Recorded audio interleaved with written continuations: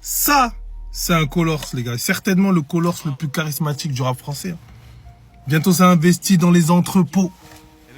Créer la concurrence comme des entrecôtes. Vous voyez, on peut parler de business.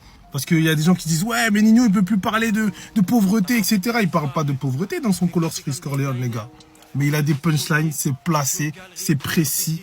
La prod, elle est incroyable. Le charisme, en fait, voilà, il y a un aura dans son Colors qu'il n'y a pas dans celui de Nino. Les gars, à un moment donné, il faut dire les termes.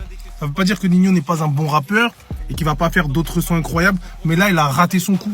Surtout que le Colors, c'est ceux qui t'ouvrent les portes de l'international.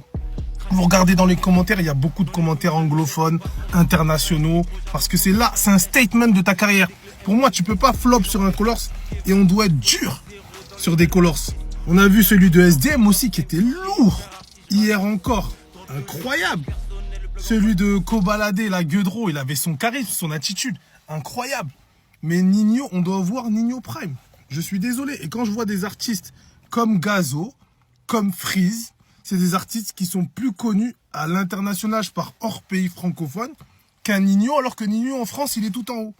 Parce que dans ce genre d'occasion, il n'a pas transformé l'essai, les gars. Et surtout, dans un Colors, on doit entendre des textes de qualité. Que ce soit des punchlines, que ce soit des lyrics, que ce soit des jeux de mots. Il doit y avoir un délire avec tes textes. Si tes textes, ils sont bateaux, basiques, et ils se dégagent rien, ben derrière, il n'y a rien, en fait. Même si tu as une grosse prod, etc. Mais sur les Colors, le texte doit être au niveau.